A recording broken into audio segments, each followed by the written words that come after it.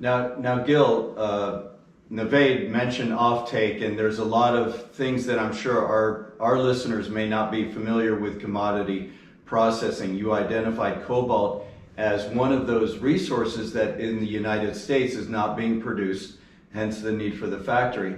Tell us, why was it your thought to come to Arizona? What is the cobalt going to be beneficial for in terms of, let's say, instead of purchasing it from China or from another place, where is it primarily produced in the world, and why should we be producing it in the United States? Well, first of all, thanks, Mike. There is no material amount of cobalt in the United States in terms of mines. So cobalt is a mineral, it's a critical mineral that occurs in conjunction with either nickel or copper.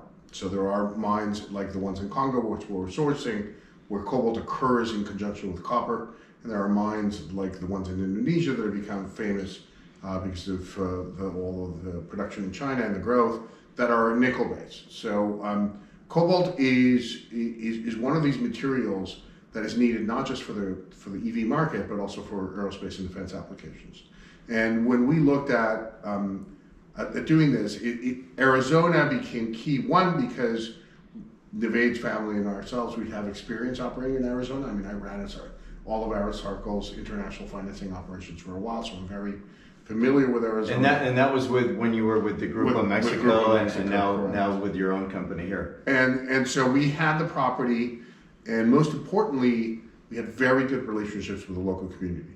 And those strong relationships allowed us to be able to get the permitting quite quickly, as most of your listeners. And that's going to be, for our listeners who don't understand, in the United States, environmental issues are top and foremost typically when you apply to do any kind of metals processing or almost any kind of manufacturing.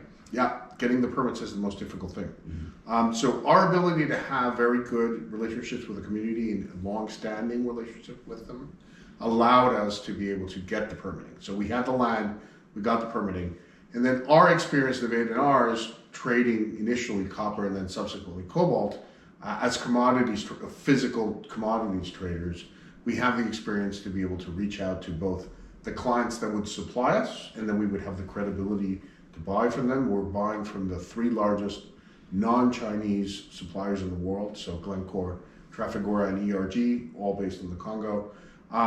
And the fact that this would be the first and largest cobalt processing facility in the United States allowed us to do the outreach to large clients, Stellantis, GM, Umicore, LG Energy, and also the Defense Department, to be able to offer them a unique offtake of U.S.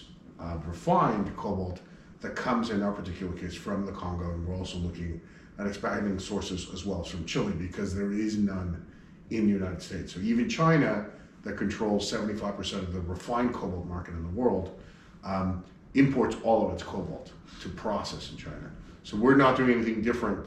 We're essentially repatriating and reindustrializing the United States and creating a production facility for this critical mineral necessary for our defense and for the growth of our EV sector in the United States, controlled by American investors.